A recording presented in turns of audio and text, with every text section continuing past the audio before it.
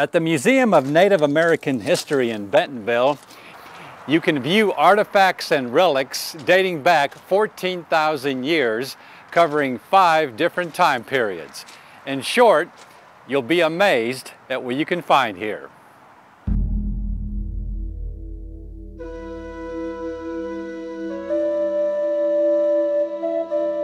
The collection here at the Museum of Native American History is one that basically outgrew owner David Bogle's private residence. Initially it was largely my collection, but it's been expanded now. Now we have pieces from the University of Arkansas. We have pieces from other collectors around the country that have loaned them so people can enjoy and learn from them. And we continue to grow every year. And goes through 5 time periods. Of course, we start over there with Paleo. We start with the Paleo time period. This, you know, it's important to understand that we're a history museum. We have a specific goal in that we're here to dispel that mental concept that people have about what a Native American looks like. We've got this idea that they all look like a Sioux Indian with a long headdress sitting on a spotted pony on the grasslands of Nebraska. But that's not true. We had over 1,000 tribes spread all over North and South America. And so we're here to show the range of Native Americans that live here. Part of what I found fascinating, and you have it, the illustration here on this wall, is what they had as help in throwing a spear. It is. This is called an atlatl, and an atlatl was a spear thrower. This was the most important invention until gunpowder. Now, in Paleo times, early man, the first inhabitants on this continent, they hunted with a spear. They were hunting the mastodons and the mammoths, the great beasts that roamed during the Ice Age. But when the Ice Age ended, we went into what we call the Archaic time period, and the giant beast went extinct. And so what happened, early man had to adapt, he had to learn how to hunt smaller and faster game. The bison, the bear, the deer, elk, moose, much faster game that he could no longer hunt with a spear. And so what was developed was an atlatl, and it was a stick about 18 inches long. It had a handle made from bone. It had a hook on the end of it, and it had a weight.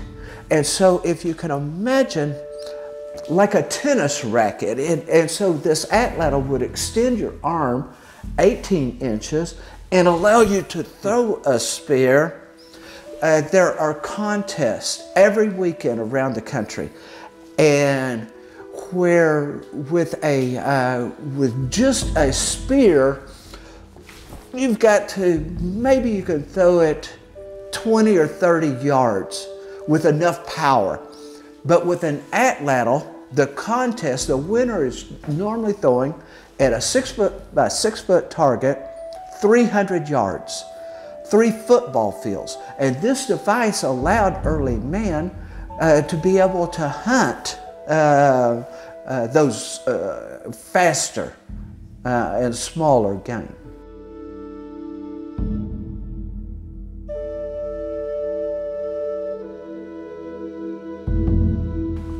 David, in these cases is really fascinating. You start off, it's going back not just in the Central America, or the 48 states, but you have other regions.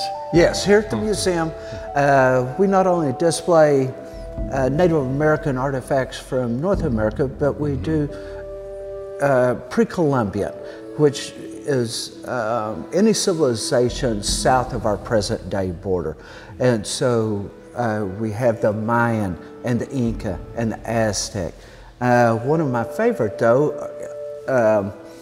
come from the western part of Mexico. It's the Colima and the Jalisco, and that is where today Puerto Vallarta is. And they made these wonderful jars and statuaries. These are almost 1900 years old and have survived in great condition. So we're very proud to have these on display right now.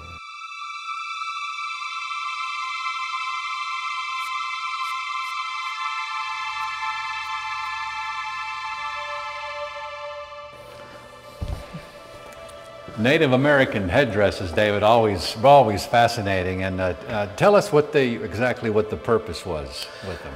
Well, this is one of our newest displays. The purpose were acts of bravery, and these were given to individuals, to braves, for their different acts of valor, and it would become a sign of power. The larger the headdress, the more that you had been involved in acts of special importance. Like the chiefs. Exactly. Over here. Exactly. Many visitors who have seen the exhibit say it even rivals the one at the Smithsonian because of the broad spectrum of the collection.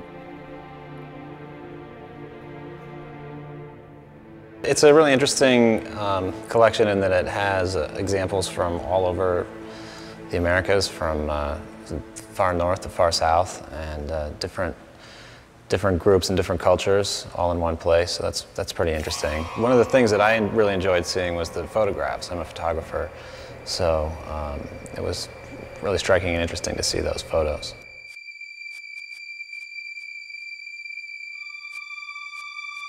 Along with the spears and the bow and arrows, something else that we're holding here that we don't normally associate with Native Americans, I guess, is blowguns. Blowguns. You know, you're exactly right. Normally when we think of blowguns, we think of the tribes that lived on the Amazon, because that's what we see so much about. But we had blowguns here in North America, especially on the East Coast. These particular ones are Cherokee. They're from North Carolina. What makes these two blowguns unusual is they were not made from cane. These were made from a sapling, and so the person that made this would have chosen a very straight piece of wood to work with, and then had worked it down to just the size that he wanted. And then what they did is they took it and they split it. After splitting it, then they hollowed out the inside and then put it back together, glued it back together, and then decorated it. They painted it. But what that allows is you get a very smooth core, and so you don't have the friction associated with cane. And so we have events here at the museum where we use these in contests, and it's amazing to see even little small kids, 6 or 7 years old, can take this blowgun and shoot it with enough power to shoot a dart to the target. Also, looking at the wide variety of bows I guess for each of like the Comanche, the Sioux, all these Choctaw bows, Algonquin. The biggest difference in bows is the length of the bow. And so what we'll see, the woodland tribes would have long bows because they're hunting on foot. And then the short bows are the plains tribes that are on horseback, and thus they had to have something short and easy to be able to hunt, fight, and ride at the same time. A lot of the wood that's even in Arkansas, is that Osage orange? Osage orange, Bodark, yeah, exactly. Bodark. Exactly. It's the most popular.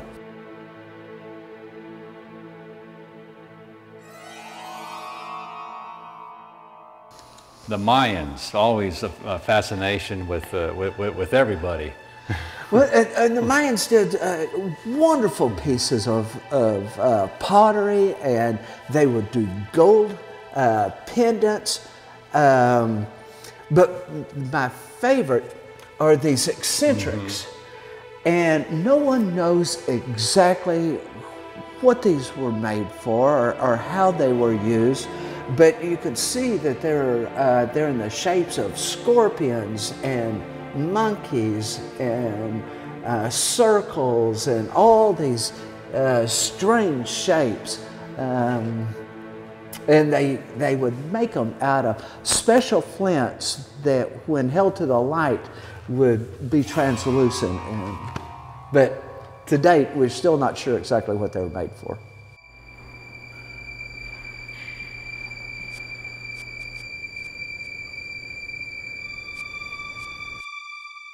So enjoy a unique experience for yourself at the Museum of Native American History in Bentonville.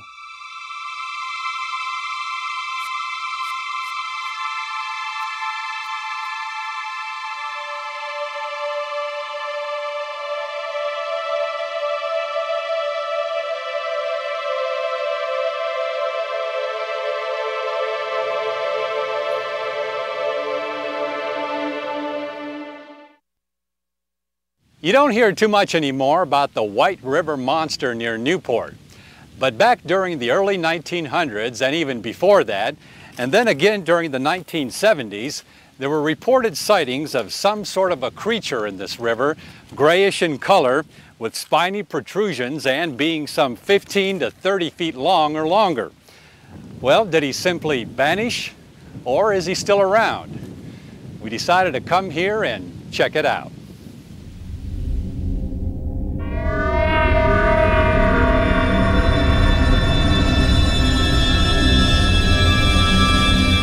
Yes, allegedly the story of the White River Monster goes back to ancient Quapaw legend of a young brave that was out on the river in his canoe, and apparently that canoe got bumped and tipped over, and that was allegedly the beginnings of the White River Monster. From then on, it was in 1937 that a farmer south of Newport, Mr. Bramlett Bateman, he was on his farm and had some sharecroppers working there, and they were fishing, and something big was disturbing his sharecroppers' fishing. And so he wanted to find out what that was. So he went down, and they said for a couple days they saw this big grayish mass of a monster in the river, and wanted to know, contacted the authorities if he could blow that up with dynamite. The authorities assured him that that was not the proper course of action, and so they came out to do an investigation where allegedly one of the sheriff's deputies also spotted some creature which he thought to be rather similar to a large sturgeon or catfish kind of floating around in the river. And that was kind of the extent of the actual sightings of the time. They also, Mr. Bateman and some others in the community had a diver come in from Memphis, a legendary Navy diver, and he came and dove in the river, and it was obviously didn't find anything of substance because the water literally was about 2 feet is your visibility, so there was not any clear pictures there. And then Whitey, as she is affectionately known around here, was absent for a number of years. So not until 1971 that a few more sightings all of a sudden started erupting, and there were at least 5 or 6. A lot of locals, a lot of fishermen over the years have claimed to see Whitey and the evidence thereof, but nothing of actual substance ever came of those sightings. Then it would go on, and the city council would get wind of this, and they thought, well, just in case there is an animal around here, we should protect this animal, and so they voted to make this area starting at the beginning of Jackson Fort State Park down to south a little bit of Newport as the National Sanctuary for the White River Monster, or I guess it would be statewide then. Well, then the Arkansas State Legislature actually got wind of that, and they passed legislation, so you are now actually in the White River Monster Animal Wildlife Sanctuary. It is illegal to harm, trample, or do anything that might harm or impede the White River Monster in this area. Well, we certainly don't want to do that. And some people maybe have said that it's like the picture you have of this humongous alligator gar. Maybe it was that they mistaken it for. Absolutely. There's a lot of speculation among scholars and people that would consider themselves scholars as to what the actual identity of the monster might be. I think probably the most likely scenario is that it would be a large alligator gar, possibly a large catfish, some fish that are very common in these waters even to this day. And especially in previous years, they would have been larger even in size than we see a lot of times today. Other wilder speculations of manatees and sharks and alligators. None of those seem very likely when you compare it to the scientific evidence of what could survive and thrive in this area.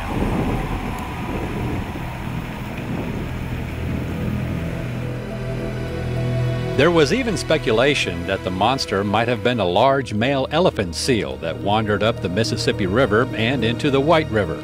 Measuring an average 14 feet in length and weighing 5,000 pounds, an elephant seal does share many of the characteristics described by those who've encountered Old Whitey. And the only photograph ever taken of a sighting was this one in 1971, which shows a mass on the right side, supposedly the creature's head, then a long string of ridges leading to the left side where splashing water is shown, supposedly caused by its tail. There is also one other theory, that the White River monster may have been man-made.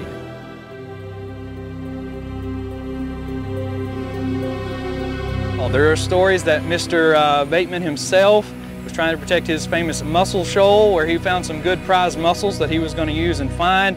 Also, a fisherman in later years said that he did actually turn over a boat and inflated that boat to scare people away from his favorite fishing spot. So, lots of speculation about the White River monster. And Old Whitey will probably continue to be a mystery for many more years to come.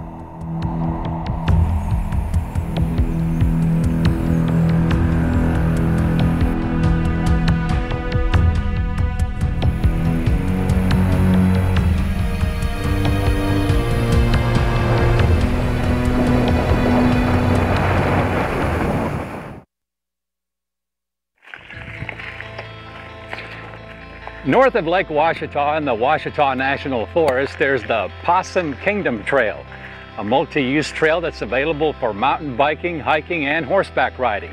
And it actually traverses across regular trails, dirt roads, and paved roads.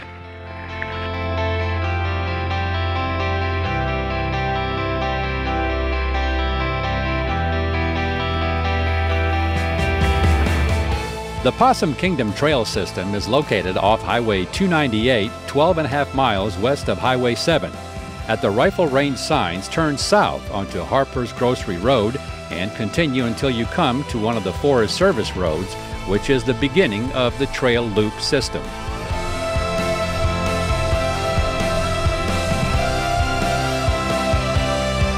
Most of the 14 or so miles of the trail system is either primitive or dirt road. Only about 1.5 miles is paved. To traverse the entire length, plan on about 3 to 4 hours. Now, if you happen to lose your bearings, there's no way you can get lost out here, because sooner or later you're going to wind up on a dirt road or a paved one such as this one. For the most part, the ride is level and is a good choice for a family-type bike ride. And it's exceptionally pleasant, of course, during fall or spring. Now, since there's no drinking water of any type out here on these trails, you're going to have to bring your own and stay hydrated, especially during the heat of the summer. We might add that just south of the Possum Kingdom Trail system, about a half a mile or so, is the Lena Landing Recreation Area. Here you'll find a full-service marina and cabins if you should decide to spend a night or two. RV sites are also available. So whether by mountain bike, foot, or horseback, give the Possum Kingdom Trail a try nearby Lake Ouachita and the Ouachita National Forest.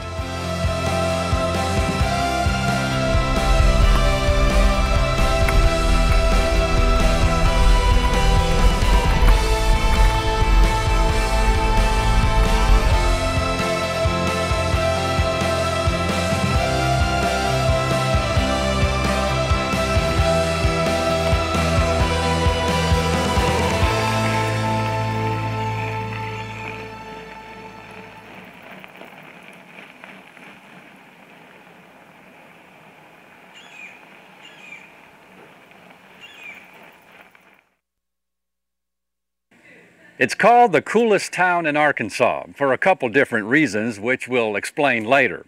Gilbert, just a stone's throw away from the banks of the Buffalo National River. The town's anchor since 1901 has been the Gilbert General Store. The entire setting here is, well, straight out of the Waltons.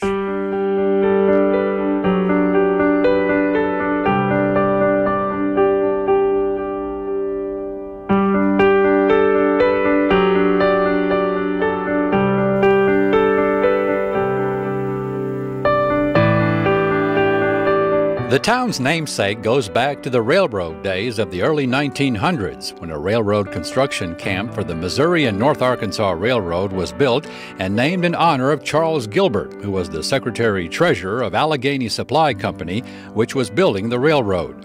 Eventually, the railroad ceased operation in 1946, and the old rail bed is now a hiking trail along the Buffalo River.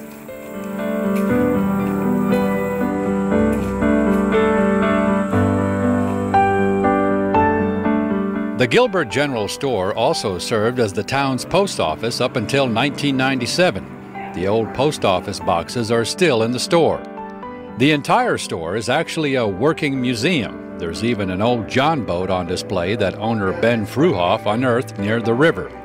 And how Ben eventually wound up becoming the owner of the store is a story in itself.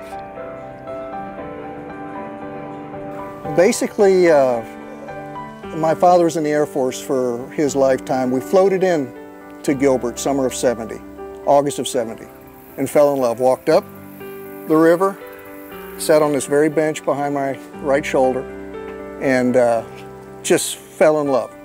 My dad said, take a picture, and I was saying, I don't have a camera, Dad. He says, a mental shot, okay, because this is heaven on earth. And I said, all right. And after high school and college, coming up during the summertime, I knew where I wanted to be, which was right here in Gilbert, northern Arkansas. The Arkansas folks are wonderful. It's a beautiful state. I really enjoy it. We didn't acquire the store at that time, but my father did buy property here. And we were grandfathered in as a canoe concession in '72 when it became national status. And that's when, at that time, I was coming up in the summertime and whatnot and enjoying myself and having fun. I met my wife, Cindy, up here, and we got married in '85. The store came up for sale in '88. My father looked at us and said, okay, you guys, big fish, small pond, small fish, big pond, what's it gonna be? And we had no idea. So the store matched the canoe rental, which it was for sale. We brought it all together and have been here ever since, so to speak. Gilbert has changed, but it hasn't. It's kind of bittersweet, you know, because I can go back in time and see a lot of things from that era in the '70s that look exactly the same. And I can see a lot of change also, but in retrospect, this is a part of Arkansas that really hasn't changed a great deal, which is really nice. Along with the Park Service, we border land on the south side and the west side and the east side of Gilbert, which I know which will never change, which is wonderful. Right now, total population in Gilbert, like we talked about, is 13, so everybody kind of knows what everybody else is doing, so you gotta be on your best behavior, so to speak. Sometimes that doesn't help either.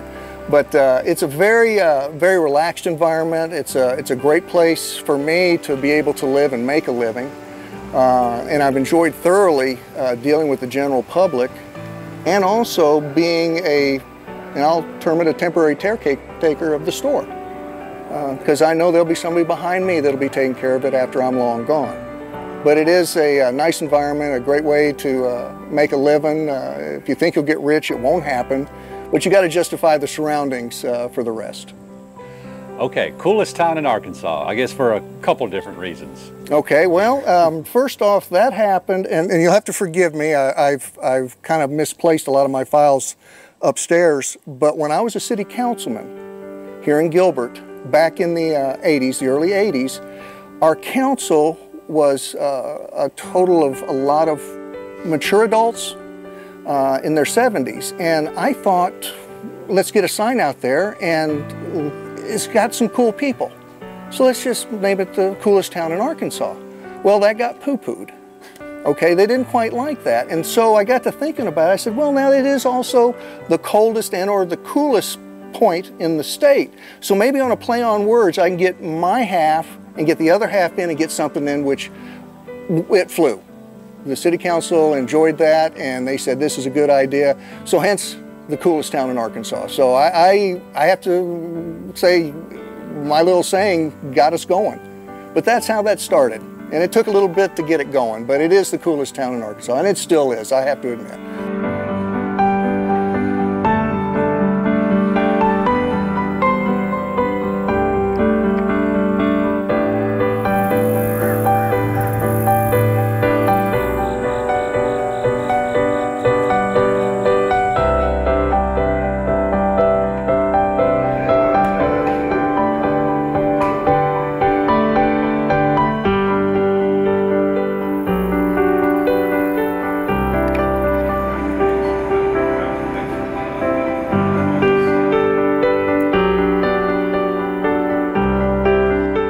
So for those of you who've never experienced Gilbert in the middle portion of the Buffalo National River, I urge you to do so.